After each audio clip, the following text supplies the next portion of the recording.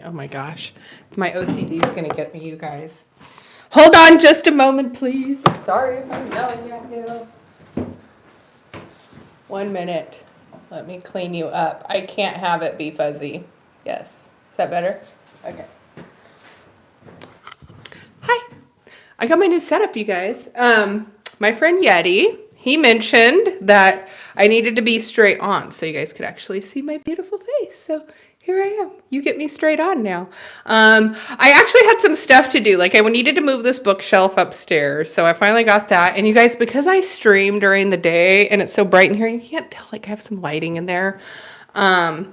But yeah, I'm still trying to get it how I want it. So anyway, if you are here, hello. I'm thankful you are here. I'm kind of a mess today, you guys. I didn't sleep very good last night. There was a windstorm that blew through here and it knocked stuff over on my patio.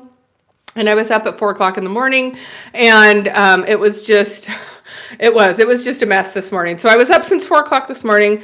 And then I woke up and saw the markets were just absolutely bleeding. And so I actually do have some liquidity on the side, you guys. But I'm scared to use it because after looking at all of the market predictions and analyst assessments and things like that, there is a chance that we could continue to go lower.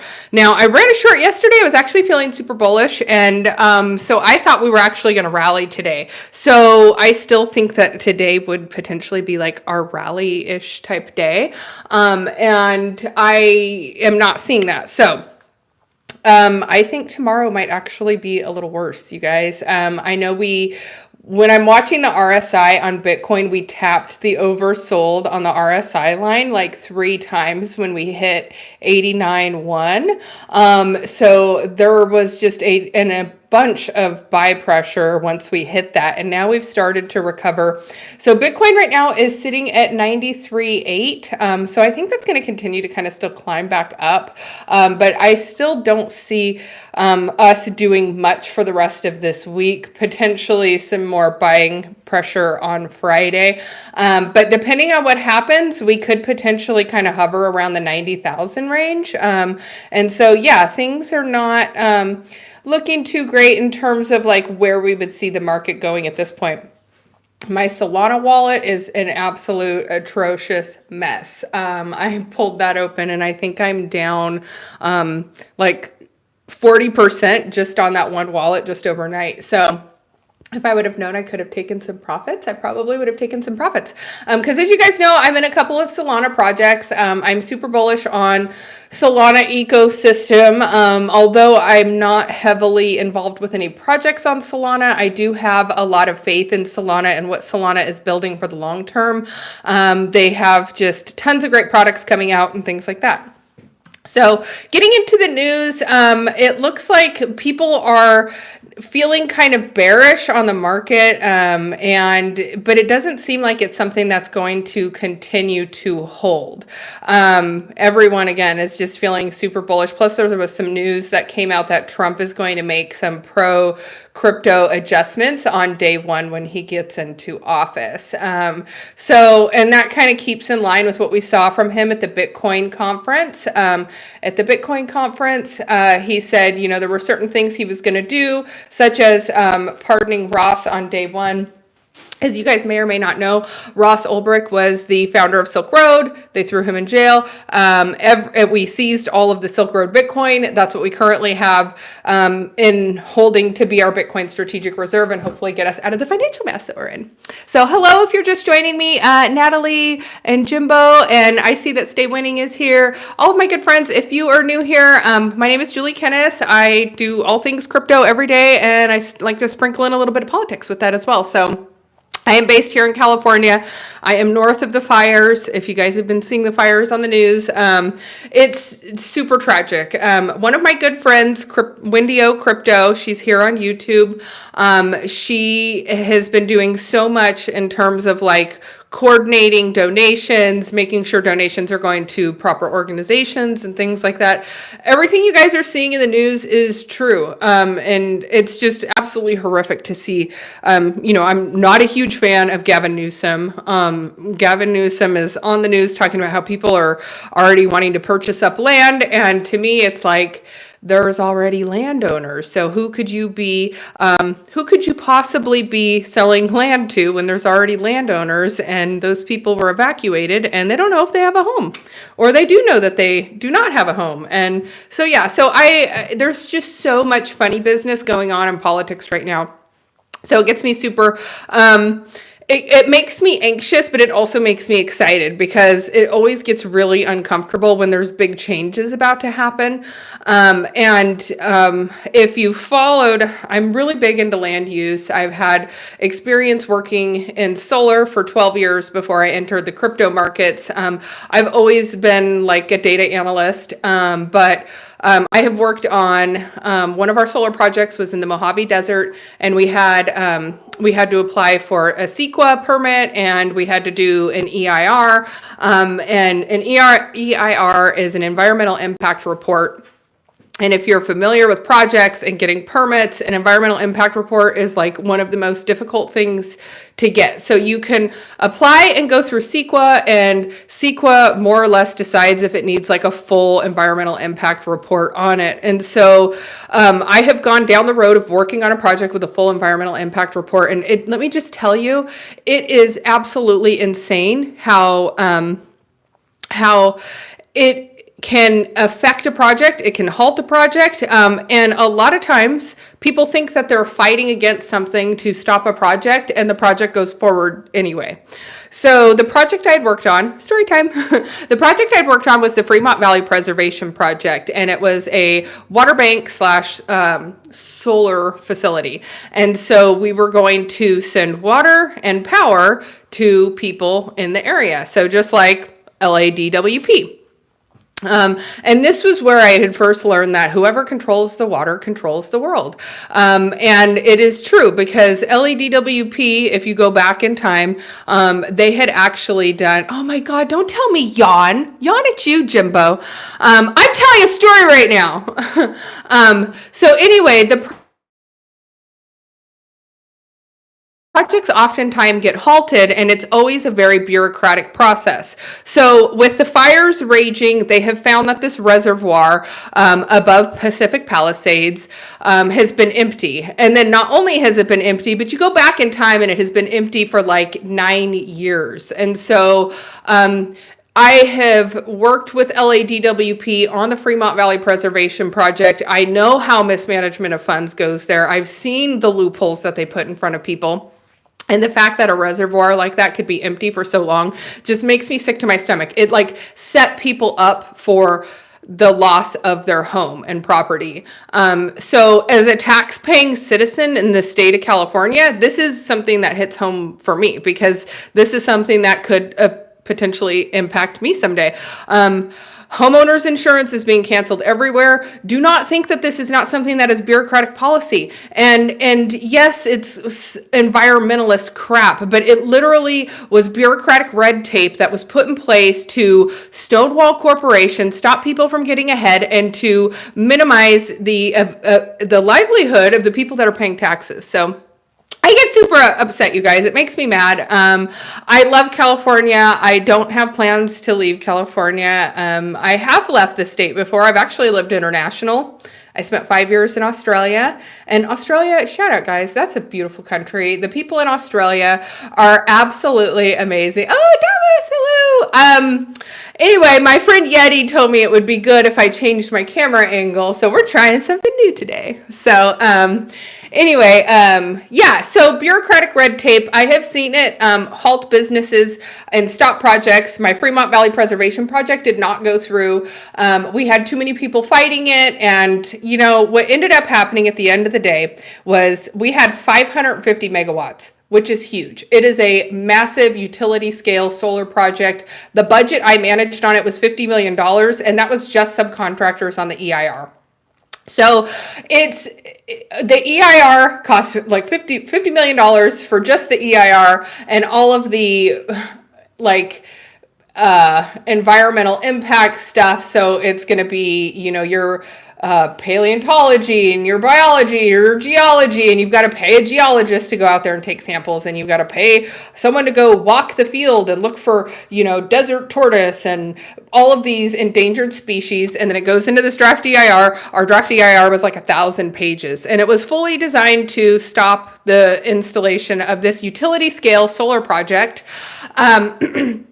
So what ended up happening from all of that is that the project did not go forward. My project essentially fell apart. I ended up going to another solar company, worked on something that wasn't so big and such a target. And then over the last 10 years, every single bit of the 550 megawatts that we wanted to build in Mojave Desert was sectioned out into little 20 megawatt and 10 megawatt and 15 megawatt. So the Mojave Desert still got 550 megawatts of solar, but instead of it being in one contained land site, it got broken up into all these little chunks. So now it's all these little tiny, hard to manage utility projects that have different owners and different maintenance people, and it just makes it more of an eyesore. Excuse me.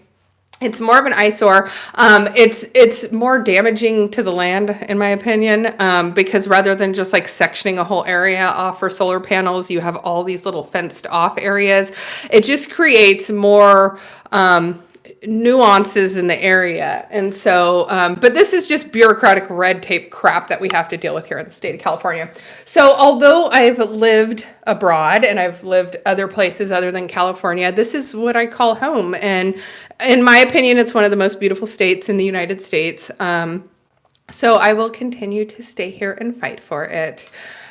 So getting into the news today, crypto markets are jolted by 205 million liquidation as Bitcoin tumbles. This says to 97,000, but this was, oh, this is an old article, you guys. The one that I had up, we actually hit 89,000 today. And so what I saw from that was that, again, it's just a lot of really negative sentiment around the market. And that they really don't see this being a lasting dump. So I also had a theory here because I have a lot of friends who were working to take out like long positions. And so if we have central exchanges that are in control of these coins and they see that, enough long positions get taken out, is there incentive for them to sell off, liquidate, and then re-enter the market? So that was something I was kind of looking at. I can't help but feel like I saw all of my friends saying, I took a long position, I took a long position, I took a long position. And now all of a sudden we have this hard reversal to 89,000. I do not think it's the end. We are sitting at 93 Bitcoin right now, 93,000 Bitcoin. But I still think that this is going to dump again tomorrow. I think it's going to dump Wednesday. I think it's going to dump Thursday. And so I think that we will not have a lot of buy pressure again until Friday because that is payday and people like to buy the Bitcoins on payday. Ethereum is trading at 3,099, so just under 3,100. Last week we were sitting at 33 and 32, so we've dropped about $100 per Ethereum. It's only about a 5% drop. ADA, you guys, still holding strong. Remember, I thought we were going to have 89 cents ADA. We do not have 89 cents ADA. We have 93. It is like holding stronger than any other altcoin. And again, Charles, the founder of Cardano, thinks, oh my gosh, just one moment. I have a knock at the door. I'm going to hold this microphone with me and I have to get the door because there's somebody here that I need to let in. So just one moment, please.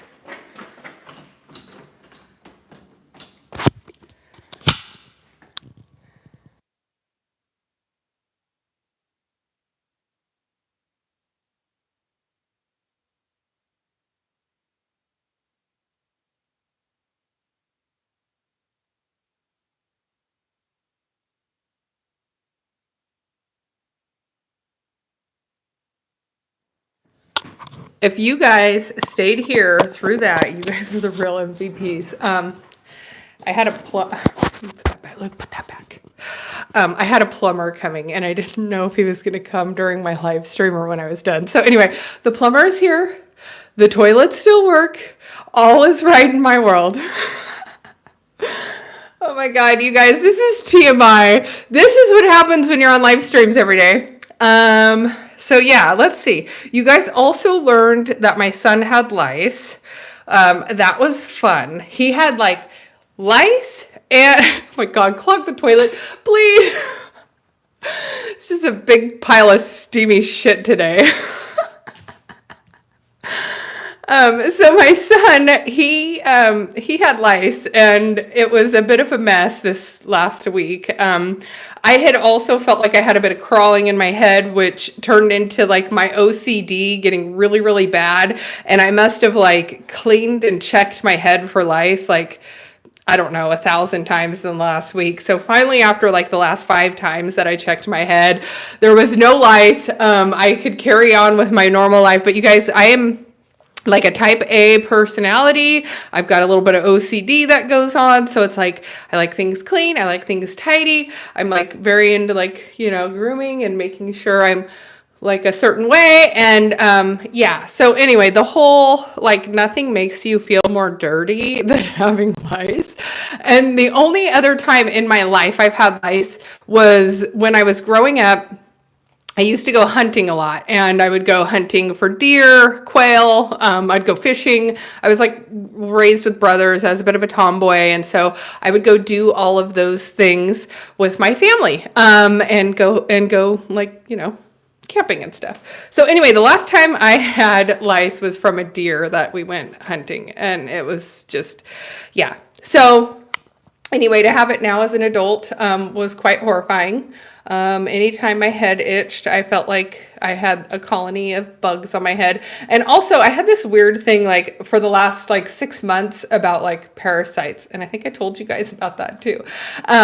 But the whole like getting my gut microbiome, and there's like a gut brain axis. And so like you can have certain cravings based off of like what your microbiome is like. And so I went into this whole just deep dive of like the stomach and how the stomach works and how it interacts with the brain. And so I feel like I almost focused on parasites so much that I manifested it into my life. So this time we are not manifesting parasites. We are manifesting $10 million. So I'm manifesting $10 million this cycle, you guys. And when I manifest it and get it, I'm not going anywhere because I just love crypto. And where else is it even possible for us to make this kind of money? And so anyway, I did have a DM last couple of days. I was chatting with someone who is looking for work in the crypto industry, in the crypto sector. If anybody who watches my channel is interested in breaking into crypto and working with projects, getting to know teams, I would love to help. Mentoring, I'm like shaking this too much. Mentoring has always been something that I love to do. I did mentoring through like the high school, the Energy and Utility Career Academy.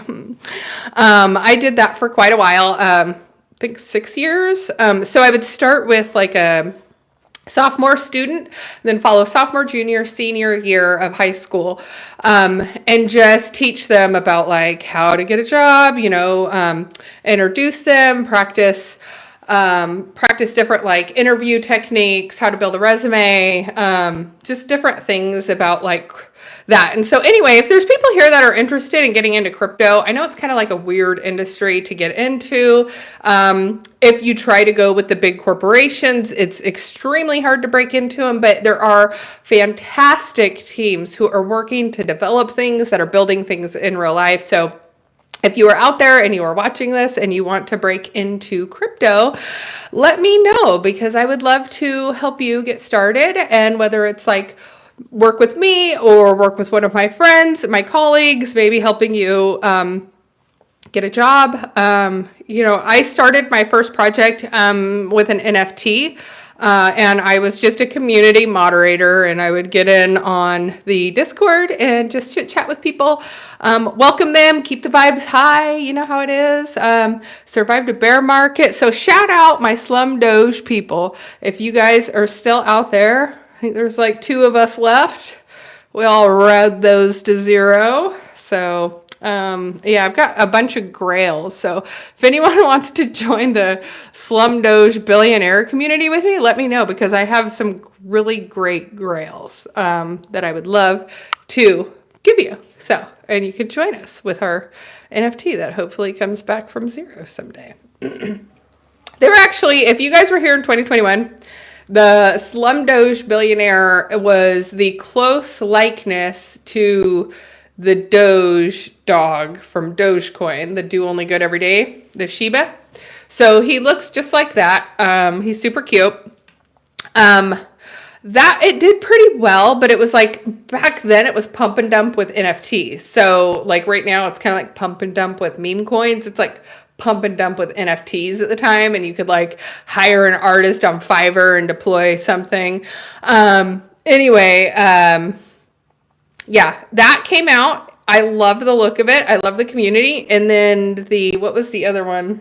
The Doge Pound came out. And then after everybody left us and went to Doge Pound, it was like Doge Pound was the cool place to be and, you know, poo-poo on us. So yeah, that's kind of where that was. If you guys were here in 2021 and have ETH NFTs, let me know. I also have, you guys, when I was talking to the Hedera guys, I think I have NFTs on HBAR even. And so I need to try and get into that wallet. I had a Litecoin wallet and I pulled open my old laptop that had the Litecoin wallet on it and I cannot get back into that one. So if anyone out there has a connection with Litecoin and can help me maybe get into that, let me know.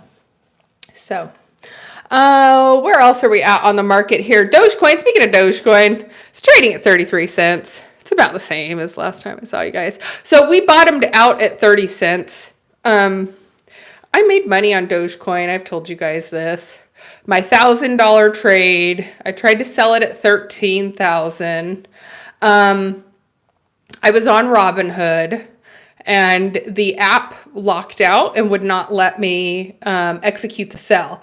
And so as I had the sale like pending and it was locked, I'm like, sell, sell, sell. And I'm watching the number just tick down. I was at 13.5 and then I was at like 12.9 and then I was at 12.5. And so I'm like hitting sell, sell, sell. And then finally when the sell executed, it was like 10,500 bucks. 10,007 maybe. So I did good because I 10x'd and that was my first crypto trade where I had 10x'd and I took the money and ran basically. So a couple of things. I will be selling and taking profits again this cycle. I am not on Robinhood, although I have thought about getting back onto Robinhood because I do like their debit card feature. I'm on crypto.com. That is my on-off ramp at the moment because they have the most coins listed on there. And so I can, you know, potentially do less converting and things like that if I'm on crypto.com. But again, guys, we don't want to be keeping our coins on a central exchange. We want to be having our coins self-custody in a wallet that we have control over. There are certain wallets that are cold storage wallets that will give you the capability of selling. One is BitKey. I put my Bitcoin on there. There is an attractive, interactive user interface on there. And while your coins are locked up on your cold storage, you can actually execute a sell. So what I love about that is I have my coins safe and secure. It's on my BitKey wallet. If all of a sudden the market starts to tank, I can execute the sell from my phone. And it's not going to have the same type of issues where Robinhood is locking out the sell and I'm watching the numbers tick down. And as you guys know, the more money you have invested in crypto, it makes it really, really difficult to watch those wild swings. And especially if you're on some sort of parabolic run up like we did with Dogecoin. It was a parabolic run up and you had to know that like once you hit like after price discovery and it goes straight parabolic, you have to know that you want to exit because it's not going to sustain those levels. So if you're in a coin and you receive a parabolic run up, don't get in your own head. Don't screenshot it, whatever. Just sell 50%. Even if you don't want to sell all of it, sell 50%, whatever. But take some profits because it's always, always, always going to retrace. So profits are your friend. Another thing to think about when you are exiting this cycle, when you are putting money into your bank account, you want to typically keep the balance under 10,000. And so if you know that you're going to sell and take some profits, it's always better to do smaller amounts. Unless you want to go put a down payment on a house or something, like don't go taking 50 grand out in one go. You don't want to like full clip 50K into your bank account. You'd probably want to sell the 50K, keep it in your app, and then maybe transfer it over into chunks. You see what I'm saying? Yeah. Thank you. Sorry. Thank you. Have a good day. That was my plumber. So yes, we are fixed, people. We are fixed. This is good. This is good. We are off to a good start this week. We have no lice. The toilet works. Crypto's in the shitter. It is a great buying opportunity. I do have some money coming in to meet you guys, so I'm like hoping this comes in soon because today is like the day that we should all want to buy. So, yeah, I don't have a heck of a lot else. Dogecoin. Oh, let's look at Solana. I did not look at Solana, you guys. Somebody had posted that it dumped to 120K, and I believed them. I'm so gullible. Okay, we're at 180. We're at 180 on Solana right now. Yeah, it was brutal, guys. Meme coins are getting absolutely wrecked. Absolutely wrecked. So if you have meme coins, you need to know what your strategy is there, because it can be something where, it's doing good for a little bit, and if it's not getting picked up by central exchanges, like dog with hat, things like that. Oh my God, that rhymed. Well, I'm a rhymer today. Dog with hat, for example, as soon as it got listed on central exchange, it peaked out. It's come way, way, way, way, way back down. This is stuff you're going to see rinse and repeat happen over and over and over and over again. So PvP only turns to PvE once it hits the central exchange. So you are PvPing until we've got it on some like good central exchanges. Once you hit that centralized exchange and that liquidity is there and you have the ability to sell and it not be something that damages the whole chart, everybody's feeling it. People are all looking at your wallet. Why are you selling? People love to sell shame in crypto. So if you get to that point where you are on a centralized exchange, know your exit plan. So for me, the one that I'm looking at big time is Dog. Dog on Bitcoin is one that I am like super bullish on. And as soon as we get listed on some centralized exchanges, I'm probably going to start selling that. Because for me, it goes straight to Bitcoin. So, and Bitcoin is the one thing I think I've told you guys, I'm going to be fully into Bitcoin at the end of this cycle. Like it's all migrating. For me, it's like Bitcoin is king. We should all be looking at Bitcoin. How do we get more Bitcoin? How do we acquire more Bitcoin? And trying to hopefully sell the top of this cycle on Bitcoin. So, but again, on Solana, I think Solana is going to hit $1,000 this cycle. So I remain bullish on Solana. I keep playing in the meme coins. The meme coins keep printing, and the meme coins on Solana keep becoming Solana. And I'm going to ride that and probably start taking profits when we get close to $1,000. So you should too. Is anybody planning any fun trips this year? I'm super excited. My first trip of the year is coming up in a couple weeks. I'm going to be gone for 6 days. So I'm a little nervous about it. I don't usually leave home for that long.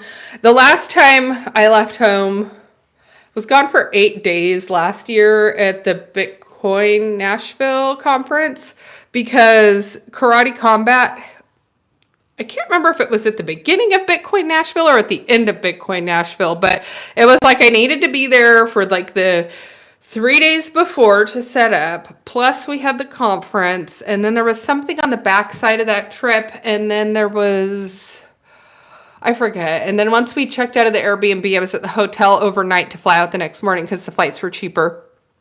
So I was gone 8 whole days, and I got so terribly homesick. It wasn't even funny. And I don't usually get homesick. I'm a really good traveler.